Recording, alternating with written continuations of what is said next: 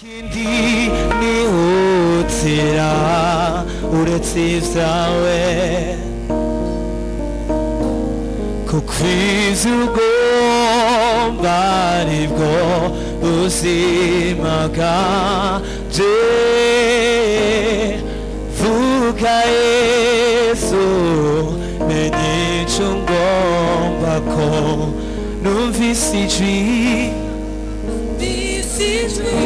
Yahweh rihamagara negera none mwami ndarengutse vuga Yesu senye numvise ijwi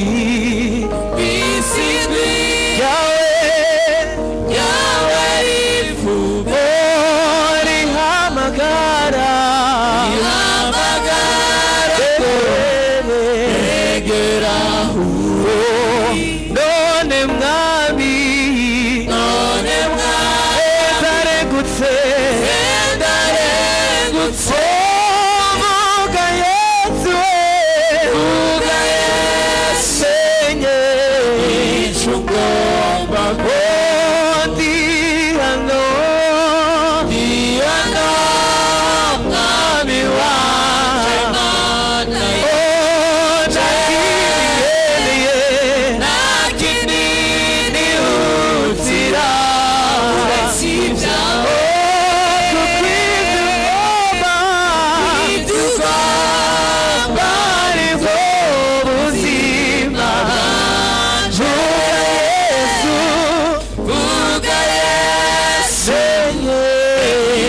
Shungopako daheze ibikorwa byanje nicaye hano kubirenge byawe uretse ibyo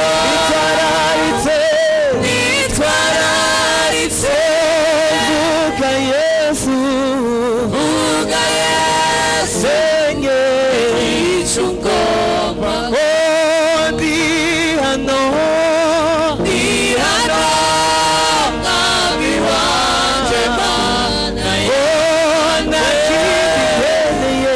nakindi nihutira uretse ibyawe kuko ibyo ugomba nibwo buzima bwanjye vuga Yesu menye icyo ngomba. L'appel à être disciple de Jésus. Umuhamagaro wo kuba umwigishwa wa Yesu. L'appel à être chrétien. Umuhamagaro wo kuba wa Kristo. Est un appel Umuhamagaro à grandir à la ressemblance de Jésus-Christ. wo gukura usa na Yesu Kristo.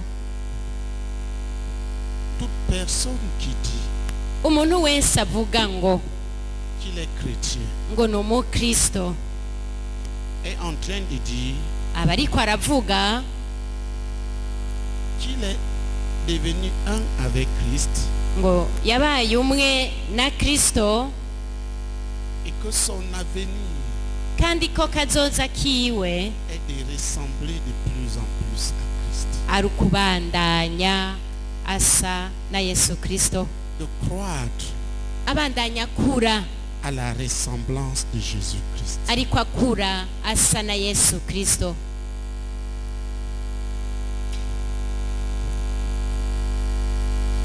Dès le départ, Guhera mu ntango, lorsque Dieu a créé l'homme, igihe Imana yarema umuntu, il avait créé pour un objectif. yari yamuremeye intumbero. qu'il soit wabe à l'image mu ishusho de Dieu, y'Imana, qu'il ressemble à Dieu. ngo ase n'Imana. Créons l'homme. Créons l'homme tureme umuntu notre image. asa natwe Et selon notre ressemblance. asa natwe mu ishusho yacu. Moi, j'ai traduit ça comme ceci. jewe iyo ndabisobanura gutya: Créons l'homme à notre image tureme umuntu mu ishusho yacu et qu'il nous ressemble. Ça, c'est Dieu qui parle. kandi ase natwe. aho n'Imana ariko iravuga. Qui comprend? ninda bitahura. Voilà ce pourquoi Dieu a créé l'homme. Ico nico catumye Imana irema umuntu. Il n'a pas créé l'homme pour l'argent. ntiyaremeye umuntu amafaranga, Il n'a pas créé l'homme pour les immeubles.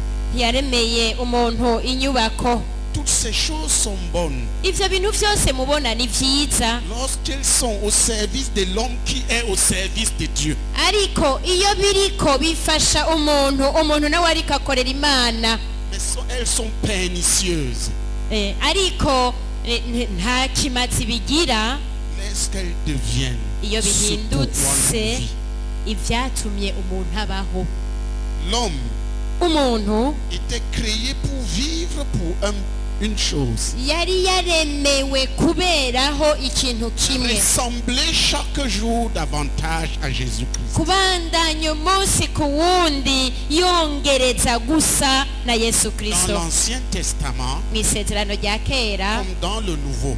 no muri shasha, Voilà le but pour lequel Dieu a créé et Dieu a sauvé. Imana yaremye ikongera ikanarokora umuntu. L'homme avait des gamins.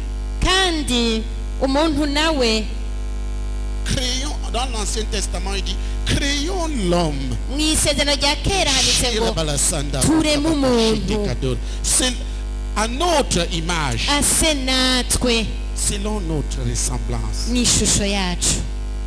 Regardez frère, l'image, la Bible dit, qui a déjà lu, qui est l'image? L'image visible du Dieu invisible, c'est qui? mbega ishusho iboneka y'Imana ninde? L'empreinte du Dieu vivant telle qu'on peut la voir, c'est qui? igikumo c'Imana nk'uko wokibona kigaragara ninde? Hein? Plus fort! vuga cane. Quand tu parles de Jésus, parle comme un uriko lion. uravuga izina Yesu uvuga cane ukavuga nk'Imana. Qui va nous dire? ninde yobitubwira none? C'est qui? ninde? Amen! Haleluya. Un autre, c'est qui? uyundi? Amen! amen. C'est Jésus. ni Yesu. Il est l'image niwe shusho Dieu invisible. igaragara y'Imana itaboneka. Il est Dieu ni Imana tel qu'il s'est rendu visible à l'homme. yigize iyiboneka yiyereka Tel que umuntu l'homme peut le voir. ku buryo umuntu ashobora kuyibona. En sorte que l'homme ne se pose plus la question, mais Dieu est comment? umuntu Qui ntasubire est Dieu? kwibaza ikibazo ngo mbega Imana imeze gute, Qui est le véritable Dieu? ngo mbega Imana nyayo ni iyihe, Est-ce que c'est Kiranga? mbega yoba ari kiranga, Est-ce que c'est Koubandoua? Oui. Est-ce que c'est Kiranga? mbega ni kiranga? Chez nous, on appelle Yamba. iwabo bayita Est-ce que c'est Yamba? yoba ari yambe? Non! oya. Qui est le Dieu véritable? none Imana nyayo ni iyahe? Qui est Dieu en vérité? vy'ukuri Imana ninde? Dieu s'est révélé aux hommes Imana yihishuriye abantu afin que plus personne ne se trompe dans une religion inutile. ku buryo ata muntu ashobora gusubira kandi kwihendera mu idini itagira ikimazi. yigize umuntu Jésus-Christ, Yesu Kristo visible du Dieu invisible. niyo shusho y'Imana igaragara ariko Imana itaboneka. Un jour, j'ai posé la question à Dieu, mais Dieu, l'image, ça veut dire quoi? umunsi umwe nabajije imana nti ariko mana iyo uvuze ngo ishusho ni ukuvuga C'est la iki photo de Dieu. yoba ari nk'isanamu y'imana oya Dieu m'a dit, imana ikimbwira ngo regarde ton pouce là. raba urwo rukumu rwawe Quand tu poses l'empreinte, iyo uteye igikumu wewe nyene cette empreinte est représente. icyo gikumu kirahegeza kikerekana Il est l'empreinte de Dieu. nawe ni nk'igikumu Dieu cy'imana tel qu'il peut être authentique. imana ku buryo ushobora kuyemeza Il est Dieu, il est Dieu authentique. ni imana yo nyayo.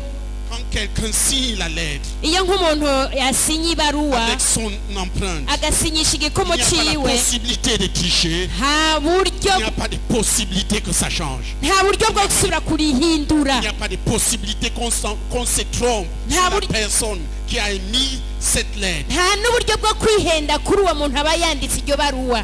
Il est le Dieu authentique.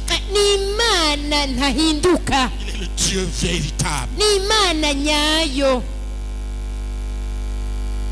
Il dit créer à notre image. imana ivuga ngo tureme umuntu mu ishusho yacu. Vous connaissez qui est l'image? n'iyo shusho murayizi, Et qu'il nous ressemble. kandi ase natwe. L'homme devrait vivre pour ressembler à Jésus. umuntu rero ategerezwa kubaho kugira ngo ase na Yesu, Dieu devait choses à se soumettre à l'homme. kandi imana nayo ikazana ibintu byose kugira ngo bimucire bugufi. Voilà quelle devait être l'alliance. n'iryo niryo ryateza kubisezera. L'homme devait tout gouverner, dominer umuntu sur tout. yategerezwa kuganza byose, Devait vivre ariko nawe pour akabaho communier, partager avec Jésus kugira ce ngo que Jésus, ce que Dieu est, ce que Dieu, anywane ce que kandi Dieu- asangire Dieu na peut. Yesu ivyo imana iri kandi ivyo imana ifise. Voilà l'objectif de Dieu dès le commencement. niyo ntumbero y'imana kuva mu mamuko. Le serpent dans le jardin a trompé Adam. igihe inzoka mu itongo rya Edeni ihenda Adamu, Il a dévié de ce dessein. yaciye amuhushisha intumbero, Dieu est revenu à la charge imana iraheza irongera kandi iragaruka, par Jésus-Christ. igaruka iciye muri Yesu Kristo. Pourquoi Jésus est venu? none kubera iki Yesu yaje? Il est venu yaje comme fils unique, nk'umwana w'ikinege, à partir duquel devait naître une génération de fils adoptifs, identiques au fils unique. uwo bazoca kugira ngo havuke abandi bana basa nawe. Jésus est venu Yesu yaje pour arracher l'homme kugira ngo arandure umuntu, du royaume des ténèbres, amukura mu bwami bw'umwiza, établi dans le royaume de Dieu, maze amushire mu bwami bw'Imana, afin qu'il ressemble kugira ngo ase fils adoptif nk'umwana, au fils unique. nk'umwana azosa n'umwana w'ikinege. Ça c'est Romains 8. aho byanditse mu Baroma ikigabane c'8.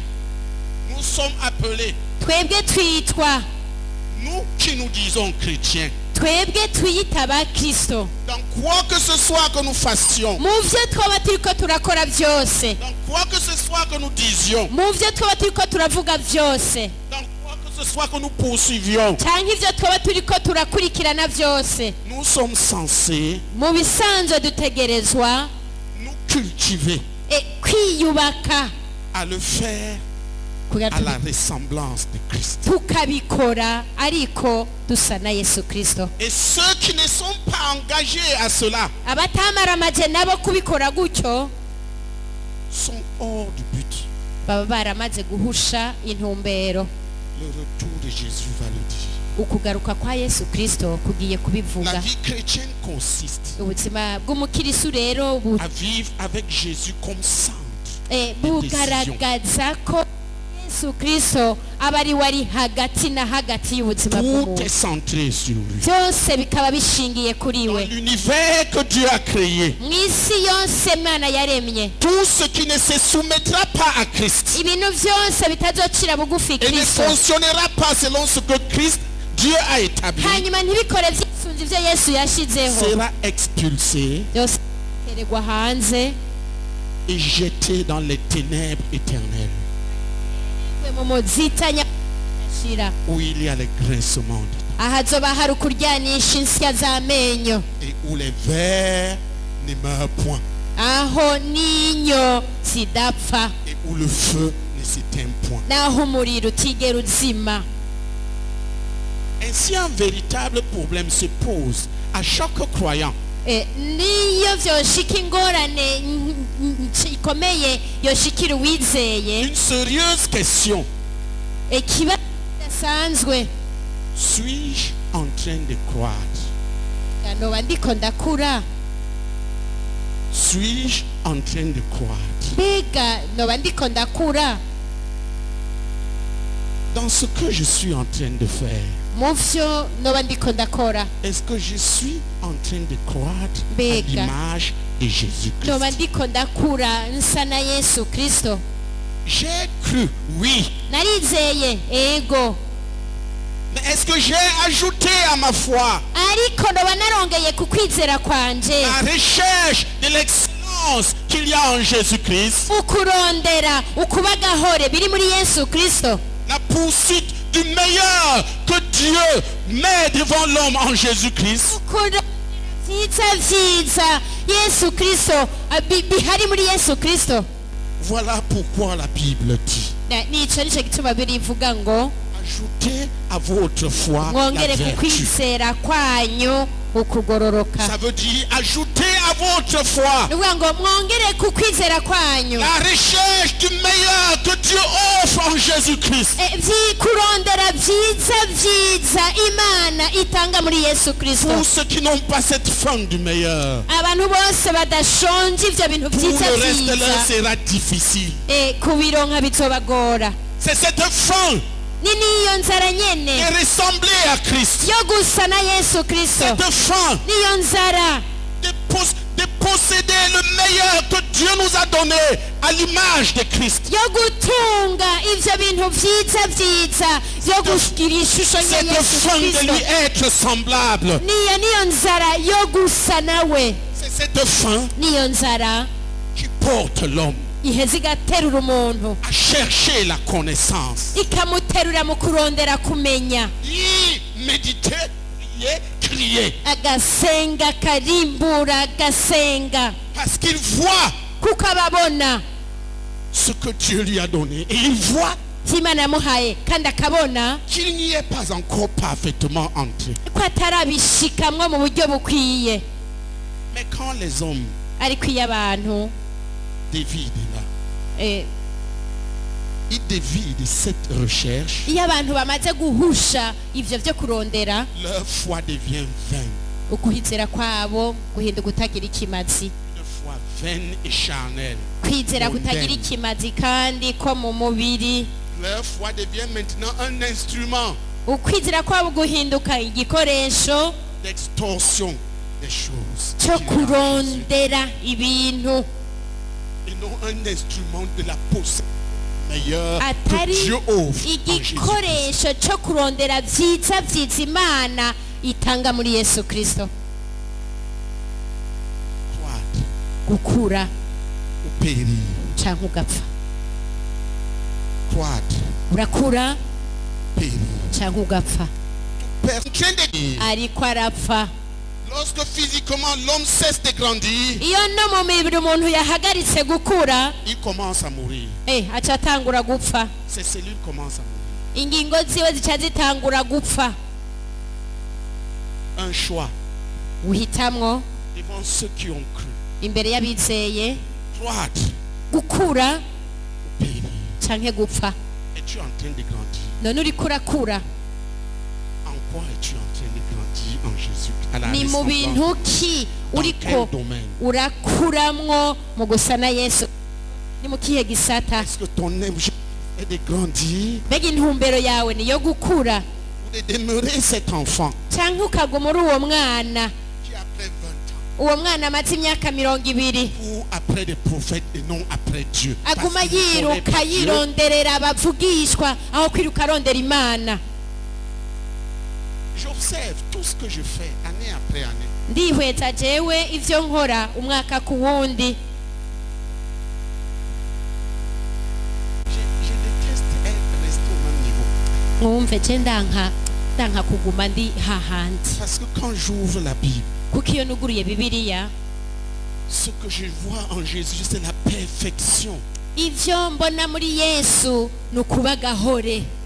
Et frère, Kandi gabeneda, qui a vu Jésus un jour commander ninde umunsi umwe yabonye Yesu ategeka à une seule maladie ou une seule infirmité et la maladie n'est pas partie? agategeka ingwara imwe gusa canke ubumuga rimwe umunsi umwe kandi bukanka kugenda?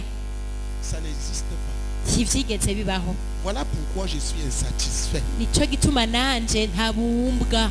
Je poursuis la perfection, je ne l'ai pas atteinte, donc je continue à courir. Mbandanya ndondera gahore kandi mbandanya ndakakurikirana Et je grandis. hanyuma ngakura. Et toi, Nawe certains d'entre nous, même là où ils ont grandi, rentrent en arrière. bamwe muri twebwe aho bari baratanguye gukura bagera Et commencent batanguye à gusubira devenir inyuma infructueux en Jésus-Christ.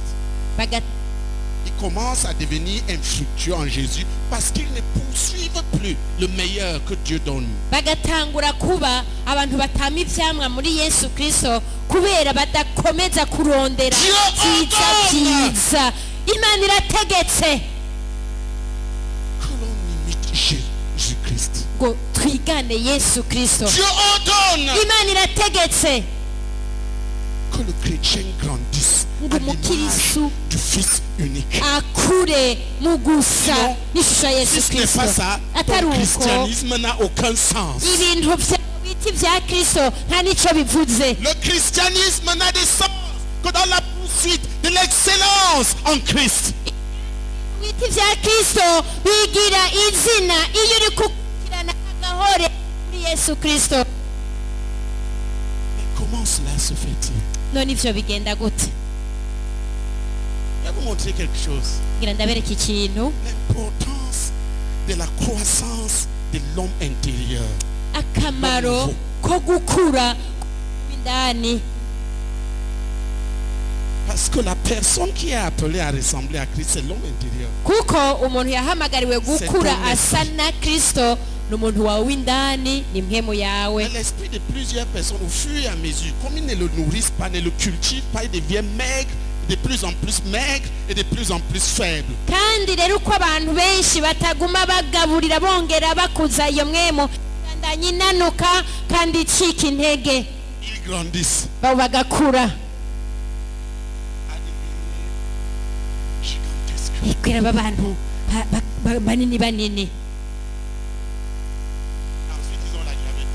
hanyuma ugaca usanga bagwaye za ngwara z'ibisukari Attention, je ne sais pas quoi d'autre. na za ngwara z'imirindi y'imitima yiruka cane n'ibindi ntazi. Chaque jour. Musi ku musi ukabona umuntu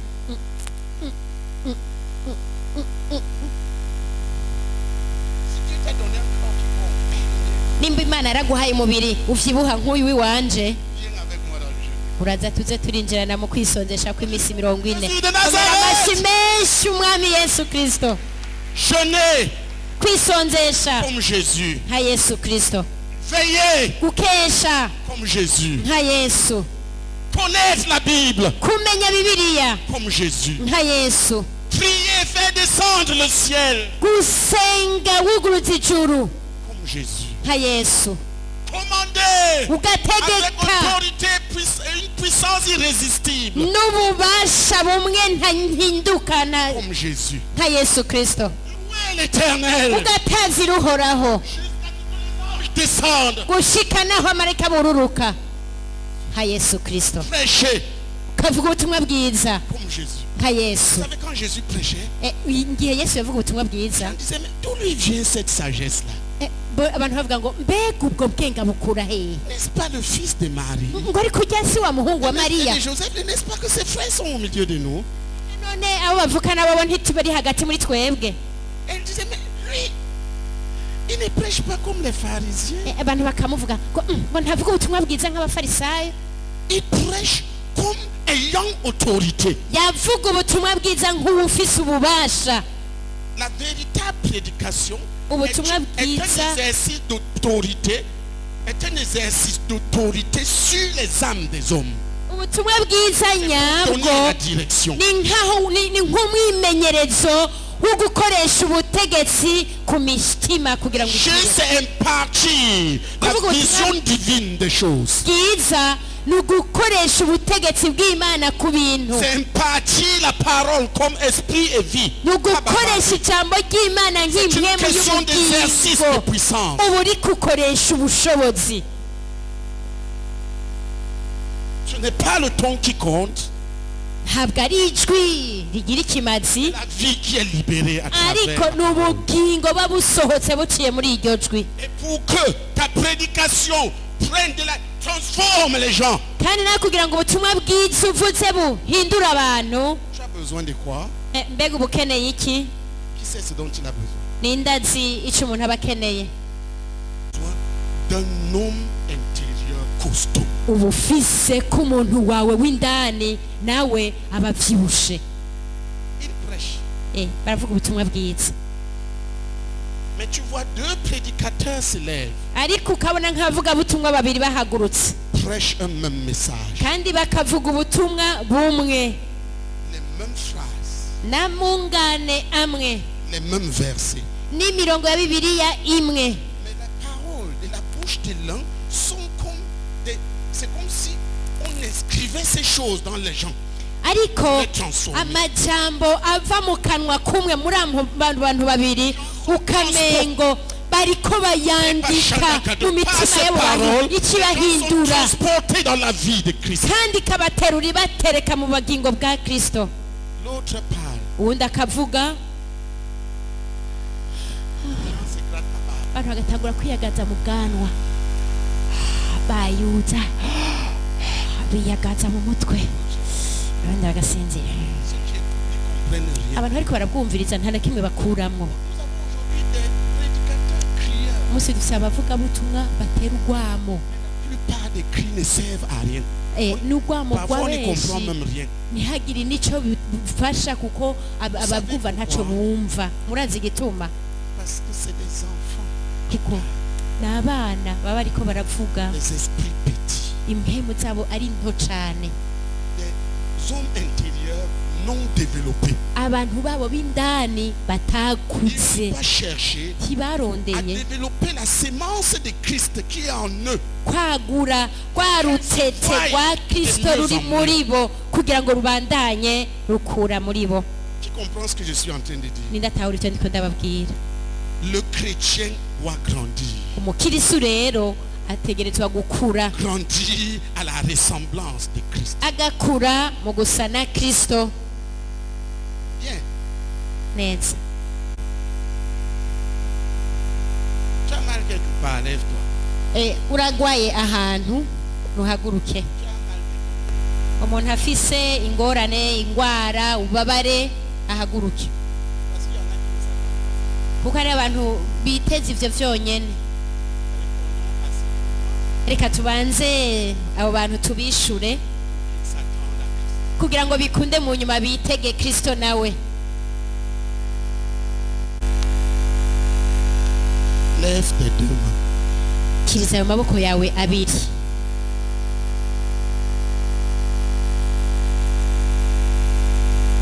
Seigneur, tu as dit dans ta parole, mwami waravutse mu ijambo ryawe, j'ai dit lève les deux mains. navuze ngo mwese muterure amaboko yanyu abiri. Lève-les, tu les maintiens levés. ukirije amaboko yawe abiri uyagumiza hejuru. C'est pas la peine que tu sois debout. Si ndashaka kumvira nta deux choses n'ikimazi comptent ici, nta la n'icyo foi et l'obéissance. vyogufasha kugira ngo Tu n'es wirigure pas dessus. mwami Yesu, Ta parole est puissante. ijambo ryawe ririmwo ububasha, Ta parole brise les chaînes. ijambo ryawe riracanjagura ingoyi, Ta parole pousse les biches à accoucher. ijambo ryawe riramburuza impongo, Ta parole fait trembler le désert. ijambo ryawe ritotahatsa ubugaragwa. Et tu dis dans ta parole, Seigneur, kandi nawe uvuge mu ijambo ryawe mwami que nous imposerons les mains aux malades. ko tuzorambika ibiganza ku bagwayi Les malades seront guéris. kandi ko abagwayi bazokira. Voici nos mains.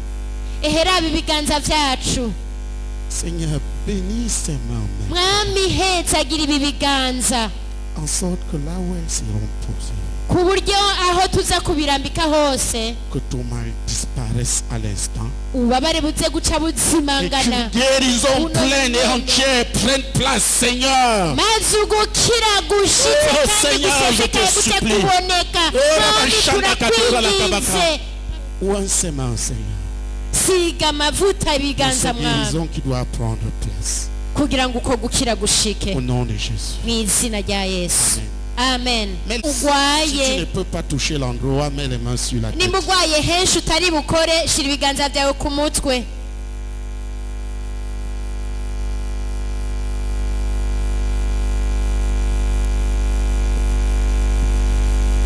Certains peuvent chanter parce qu'il y a des douleurs s'intensifient.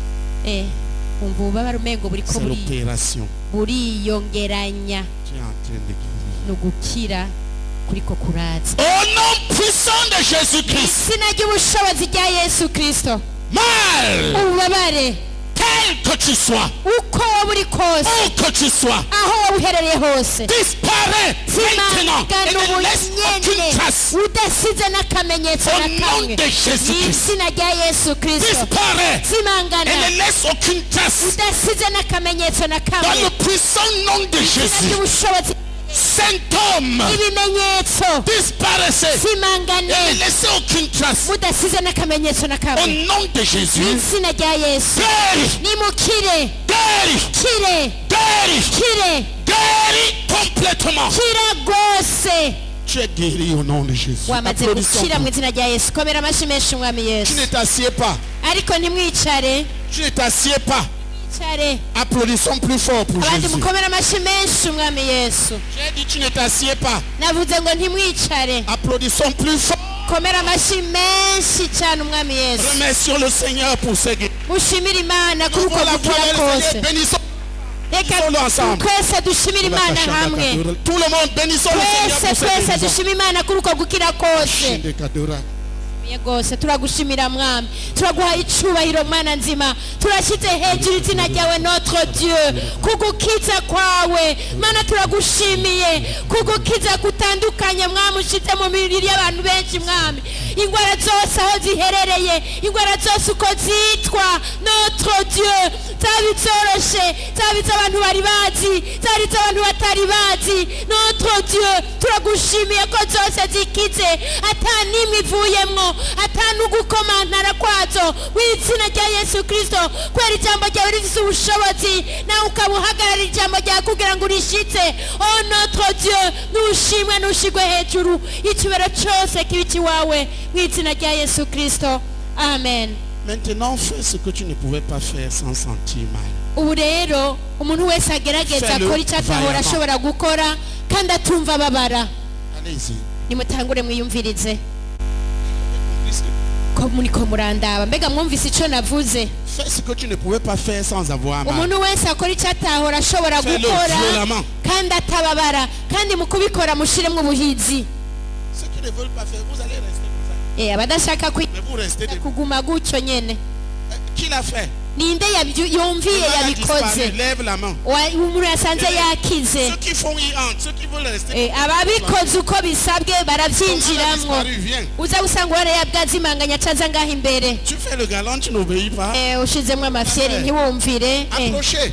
nimwegere ngaho imbere abakize Regarde. murabe Encore. subira kandi Là où tu mwiyumvire avais mal, fais ce que tu ne pouvais pas faire. subira kandi mwiyumvirize Parce umuntu que wese tu es ko guéri. atahora ashobora gukikora kuko Je sais que tu mwese es guéri. mwakize kandi ndabizi ko Ce que tu ne mwakize pouvais pas faire, regarde maintenant. umuntu wese nako ibyo atahora ashobora gukora yiyumviriza Applaudissons pour Jésus. mukomera amashyi menshi umwami yesu Applaudissons plus fort. amashyi menshi cyane Ça continue à se faire là. birabandanya abantu barabandanya gukira Tu ne t'assieds pas. ntiwicare oya ntabyo kwicara C'est guérison ni ugukira ou zéro. Aucun d'entre vous ne sort ici dans nta un n'umwe aza kuva ngaha muri mwebwe adakize Applaudissons plus fort. komera amashyi menshi cyane umwami yesu Plus fort. cyane Voilà Jésus. n'uyo niwe yesu Voilà Jésus. n'uwo niwe yesu Il s'appelle Jésus. yitwa yesu Il s'appelle Jésus. yitwa yesu 2 personnes vont là. abantu babiri bagende hariya Demande ce qu'ils ont. Tu as quoi? bamubaze icyo agwaye babiri bagende ku muntu Tu peux le dire ouvert. Les santé mentale. si ikibazo cyo mu mutwe Tu m'entends? uranyumva yego Tu m'entends bien? uramwumva neza yego Viens. ingo hano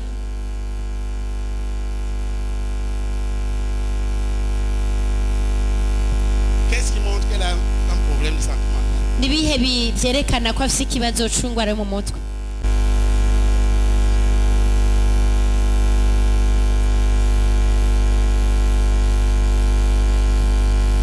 Où est l'enfant? uwo mwana none ari he bamusize muhira Elle n'est pas mariée. arubatse C'est la- n'ibikomere yagize Il faut un pasteur. arakeneye umwungeri Elle a besoin de guérison. akeneye gukira ibikomere byo mu mutima Elle est blessée par tout ce qu'il y a. yakomerekejwe n'ibyamubaye ko byose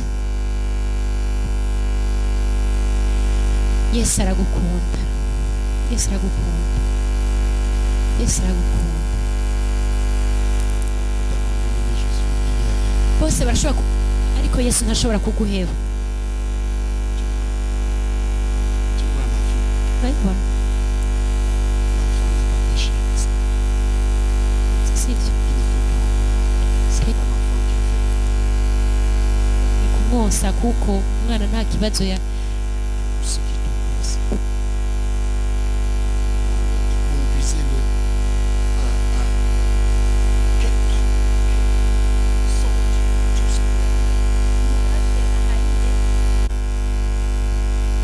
tu sentais mal?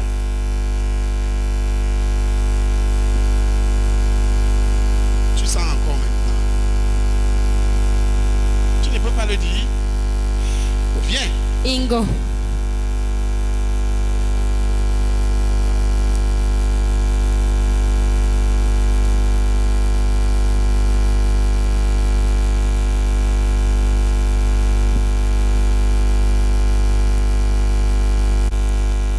Tu sens mal maintenant.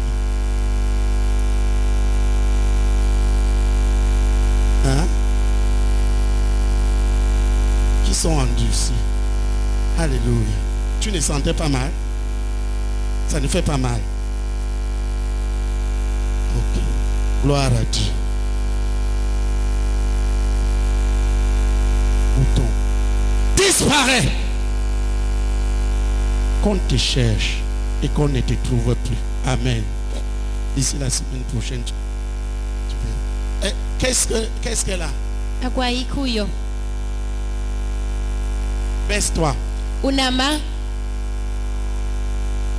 Relève-toi. gororoka Viens. ingo Ils sont... komera amashyi menshi umwami kubera yamaze gukira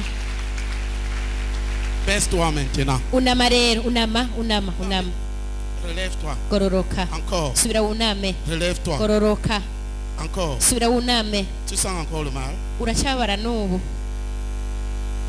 Tu sens encore le mal? uracyababara Baisse-toi encore. subira kandi Dis, wuname Jésus, tu m'as guéri. uvuga uti yesu wankijije Relève-toi. subira kandi Plus ugororoka fort en disant Jésus, tu m'as guéri. uko wunama uvuga iti yesu wankijije Encore. uca ugororoka Encore. Amen. subira Encore. Amen. subira kandi Et wuname sans ta guérison. umva gukira kwawe Applaudissons pour sa guérison. nimukomere amashyi Regarde menshi umwe maintenant. muko yakitse iyumvirize Regarde maintenant. iyumvirize umviriza ko ukibabara Tu sens encore mal? uracyababara yego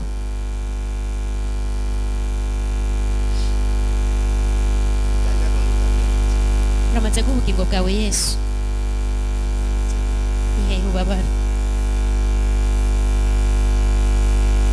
Elle est guérie.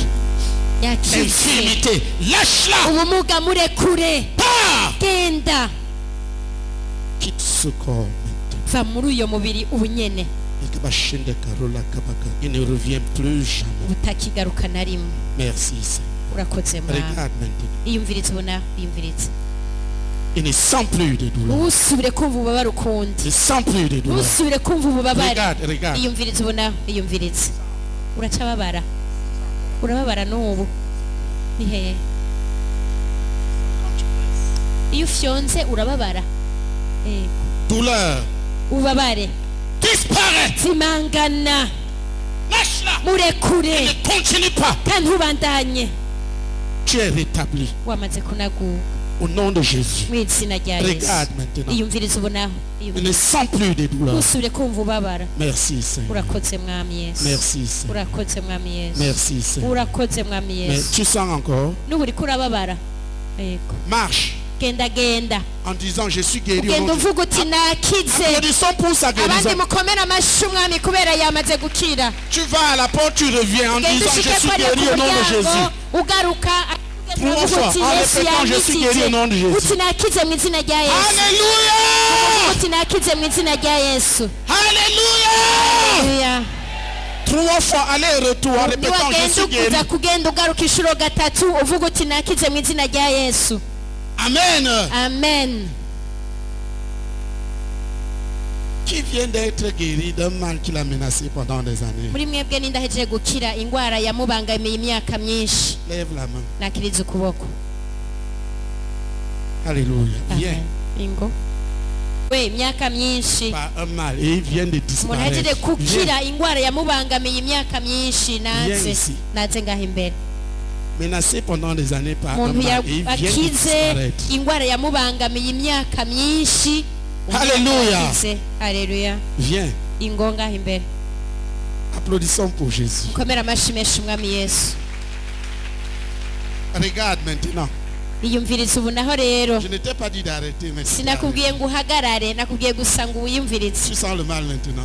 n'ubu urababara Marche encore. subira répétant, kandi Je utambuke suis hariya guéri au nom de ugenda Jésus. uravuga uti nakize mu izina rya C'est ta yesu foi pour recevoir qui doit se développer. ni ukwizera kwawe kugira wakire kuza kwaguka nanjye nari maze igihe kinini rwose moi aussi je venais de passer un long moment ndwaye mu nda avec un hari mal de ibintu ventre byafata umutima ugashukuma wiruka et quand le mal ariko umukozi w'imana venait avuze mon ngo cœur battait abarwaye fort bahaguruke batarike amaboko quand le serviteur de Dieu a appelé les malades nca ndahaguruka naciye numva mu mubiri ho ndahora hose mbabara en me levant birangiye partout dans le corps où je souffrais, tout le mal a disparu sur le champ.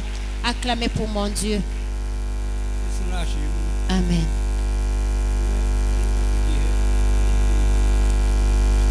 Et je venais de passer un temps, il y a des choses qui sont passées et ça m'arrivait alors que ça ne se passe.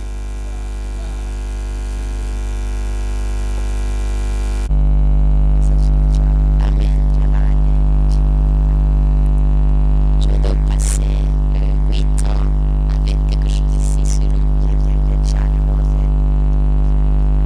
ça avait gonflé et ça prenait toute la partie du derrière. Et quand j'allais consulter le médecin, on me disait qu'on devait m'opérer.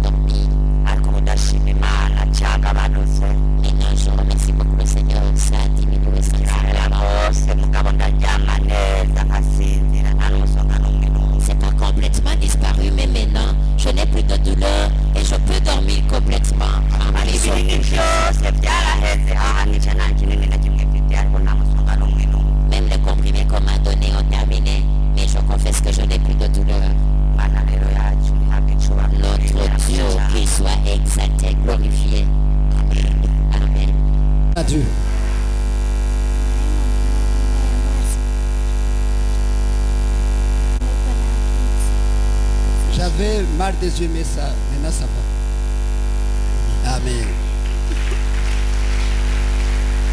nashimwe kandi Voilà Dieu encore. ndashima Imana nayimaze amezi abiri n'inusu Je remercie le Seigneur parce que je venais de passer 2 mois et demi. ndwaye malariya J'avais malaria, na tifoyide typhoïde n'amibe et amibe. baranjyanye kwa muganga barampimisha On m'a amené à l'hôpital, on m'a examiné. mugabo sinibagira Imana ko abapasiteri basengera Mais je n'ai pas oublié que les serviteurs de Dieu prient pour moi. nashima Imana ko yankijije Et je remercie alors le Seigneur qui m'a guéri. izo ndwara zose zikaba zaraheze gusa naciye sarara n'ubu ndacyasaraye Toutes les maladies sont disparues, mais j'ai le mal de parler, ce n'est pas encore fini. Imana yacu ntiyabicyubahiro Que le Seigneur soit loué. Gloire à Jésus. je nari ndwaye igitigu hepatite C. J'avais mal au niveau du foie, hépatite C. nkaba nari nsanganywe na diyabete. Et j'avais aussi la diabète. Igitigu cyamfashe mu 2014. Au foie en 2014.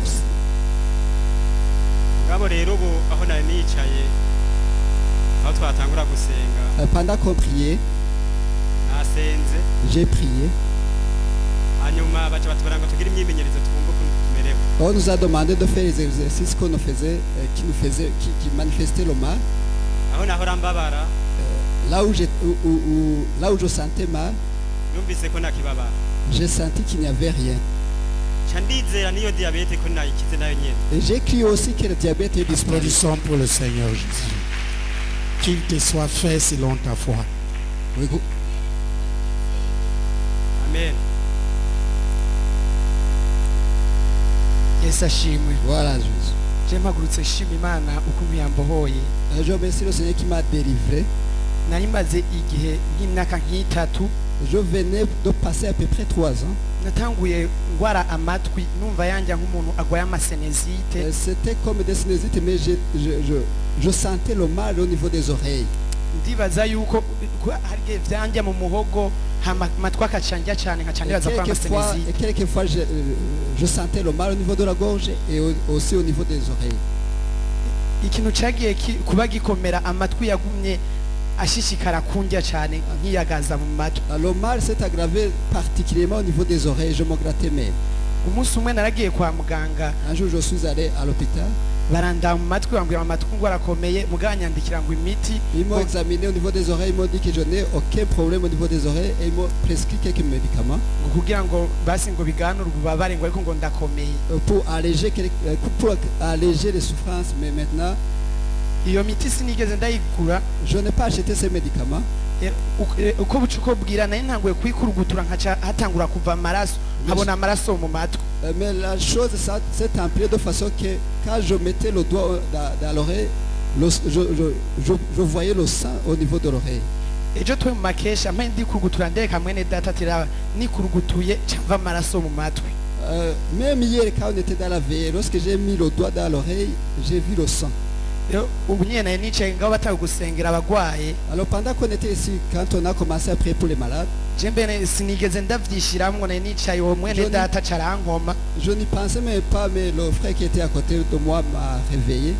mpagurutse ca ntangura kumva imisonga myinshi mu matwi Et quand je me suis réveillé, alors j'ai senti beaucoup de douleur au niveau des oreilles.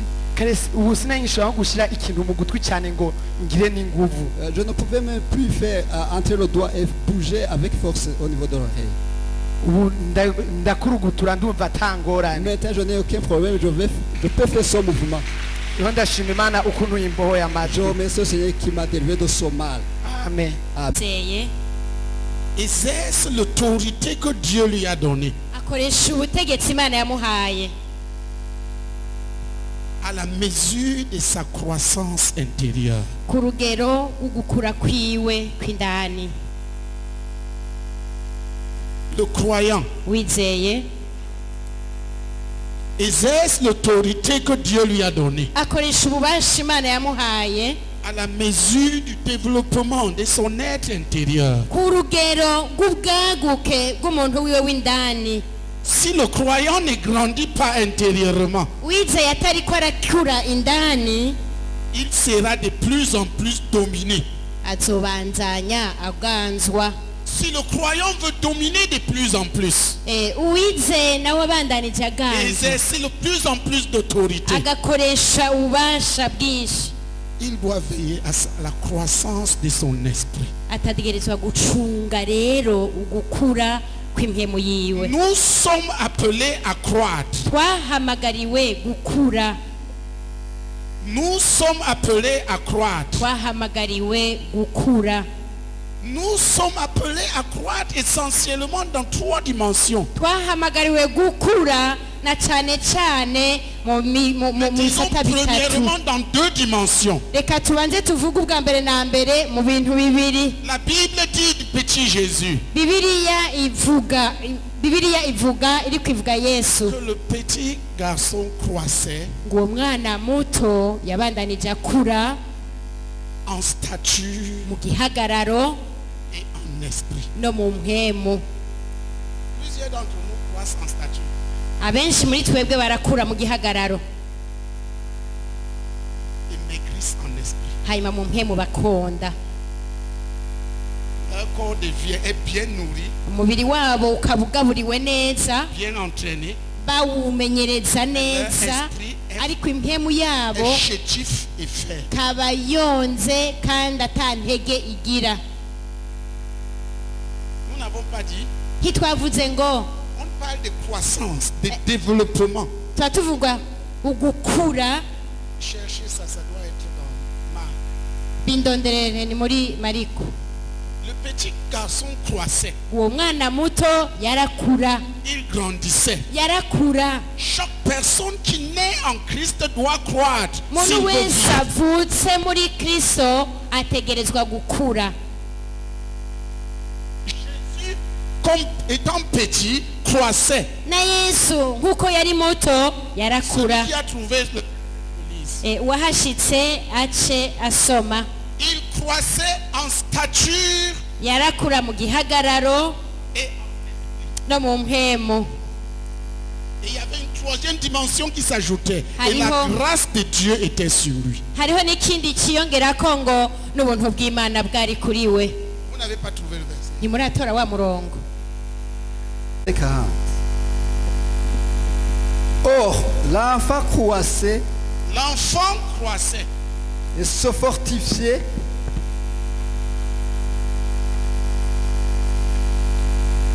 et se fortifiait, oui.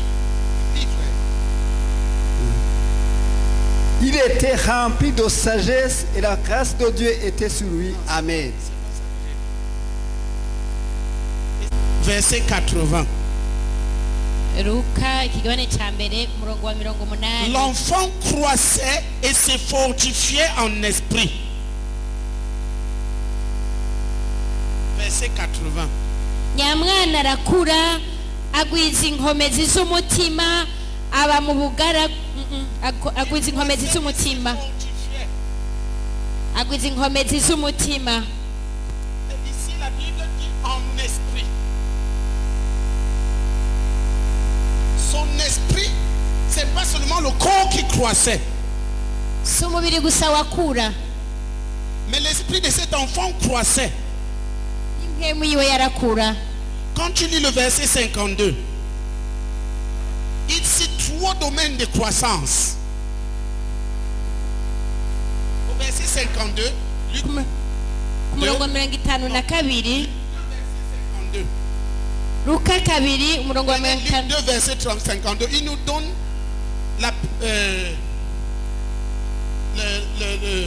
le tableau général de la croissance. Katubahe ishusho y'ugukura. Il dit, l'enfant croissait en stature,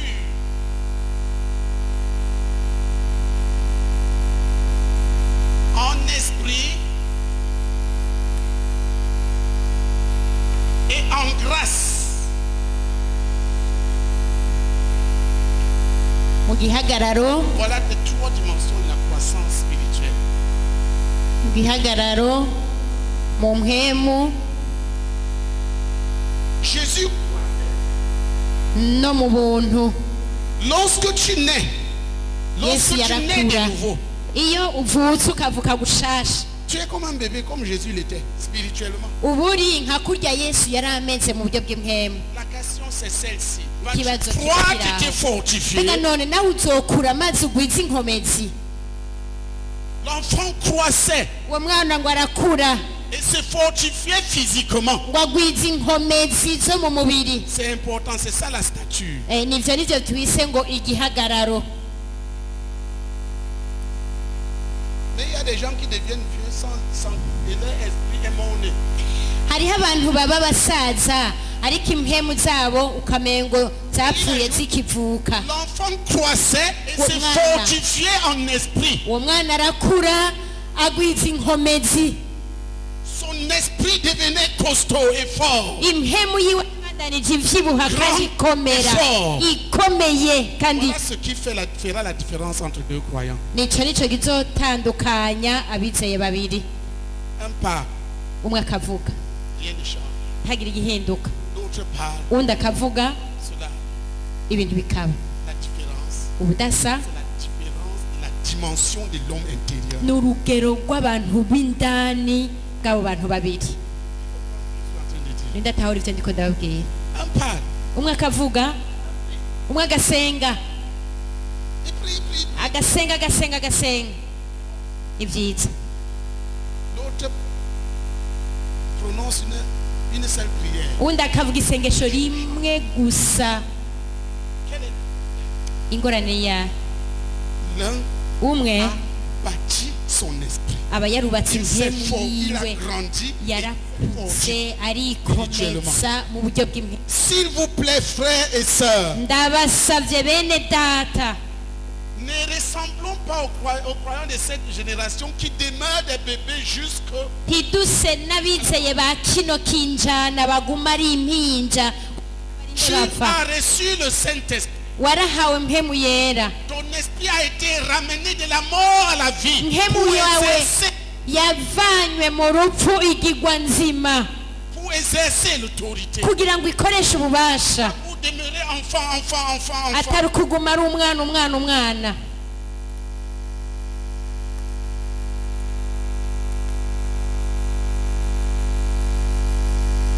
Qui saisit? ninde ariko aravyumva? L'un crie au ciel. umwe agatakambira ijuru. Marthe. marita, Oh Seigneur, o mwami, tu étais ici. iyo uza kuba uri ngaha Mon frère ne serait plus mort. musaza wacu ntiyari gupfa. yesu aramwishura ngo ni jewe ndizuka n'ubuzima. atego mwami, ndabizi yuko uzozuka ku munsi wa nyuma. Son esprit n'avait pas la force. impemu yiwe nta nkomezi yari afise zo gukorakora yesu. Sa sœur est venue prononcer les mêmes prières. mwene wabo araza avuga rya sengesho nyene, La même prière. rya sengesho nyene. Jésus s'est mis. yesu Elle pria, elle pleura. Jésus pleura. acarazira. Là, Jésus n'a pas bavardé. Il a dit, où est la tombe? yesu ntibaravuga n'ibinavyo ngo mbega none bamuhamvye hehe. buno nyene igitangaza kica kiraba. nimukomera amashi Mariya. La différence était où? mbega ubudasa bwari hehe? Avait grandi spirituellement. Son Mariya esprit yari était devenu yarakutse mu costaud, buryo capable bw'impwemu. de toucher impwemu Dieu yiwe et yari d'amener Dieu à l'action. yarakuze iravyibuha, ishobora gukorakora yesu maze igatuma n'imana ikora.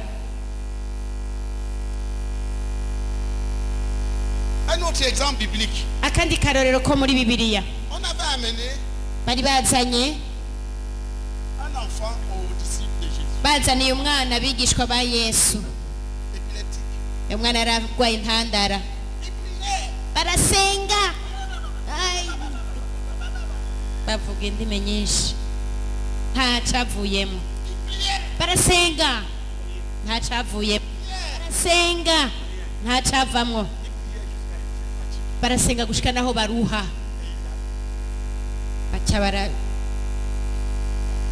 bose baca baricara bacitse intege. On amena l'enfant à Jésus. baca bazanira wa mwana nyene yesu. akavuga ati twamushiriye abigishwa bawe ntacyo bashoboye kumufasha. Yesu arababwira ngo mwabantu bo kwizera guke.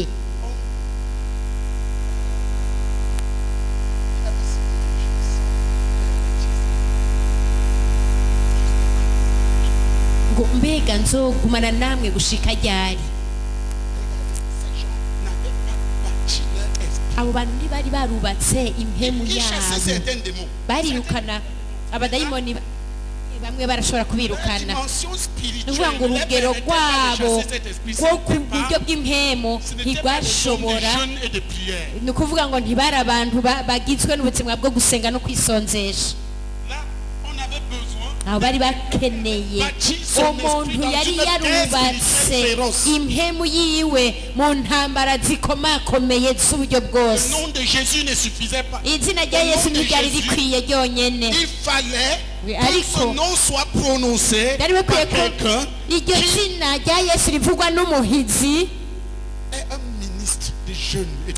kandi umukozi ahora agira ibintu byo gusenga no kwisonzesha ku rugero rwo hejuru, kuko impemu ya Yesu yari ivyibushe ingana gutya. Umwana agishika imbere ya Yesu acatangura impemu kirigaragaza. Muvemu biba birarangiye. Komera amashimesha umwami Yesu. Naho niho hari ubudasa. Naho niho hari ubudasa. L'un a cultivé son esprit. Umwe aba yarakujije impemu, Il l'a nourri, arayigaburira, il l'a exercé pour qu'il soit fort dans la guerre. arayimenyereza kugira ngo izi bikomeye mu ntambara. Chaque parole qui sort de sa bouche Rero ijambo risohoka mu kanwa kwiwe est kose une libération des puissances qui terrorisent le royaume des ténèbres. buba ari ubushobozi butera ubwoba ubwami bwa Satani, buba ari ubushobozi bw'Imana bwururutse. L'un crie, oh Dieu! Mwakaboro gati oh Mana, ntihagire ikivamo. L'autre crie le Seigneur. Undi agatakamba ijuru rigakinguka, Les choses. ibintu bikaba.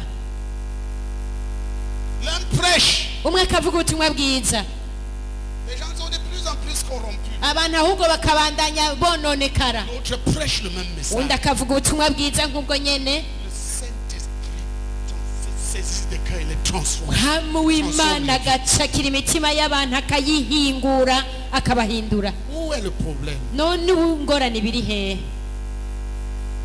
Ils peuvent avoir le même esprit. Barashobora kuba Le même bafise esprit. bafise mpemu Ils peuvent umwe, même avoir les mêmes dons. barashobora no kuba bafise ingabire Ils zimwe peuvent même peut-être les mêmes opportunités. n'uturyo two gukora tukaba ari tumwe, Mais l'autre est un accès petit et faible.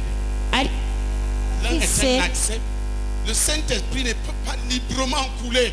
mpemu w'Imana ntashobore kwidegemvya mu gutemba. C'est un accès petit et faible. Ni ukuvuga ngo ni akaryo gato kandi k'intege nke. L'autre est comme un gros tuyau Ubundi nawe akaba afise abameze nk'ururingoti runini solide rukomeye, en béton armé yego mu vyuma bikomakomeye, qui crache la puissance de Dieu. rucira umuriro, ubushobozi bw'umuriro wa mpemu wera. Voilà la différence. Naho niho hari ubudasa. La différence est dans la croissance de l'esprit de la personne Ubudasa buri mu gukura kw'impemu y'umuntu et dans la croissance, sa croissance dans la marche avec Dieu. no mu gukura kwiwe, Dans la présence de mu Dieu, dans la kugendana faveur de Dieu. n'Imana no mu kubana n'Imana. Regardez, frère.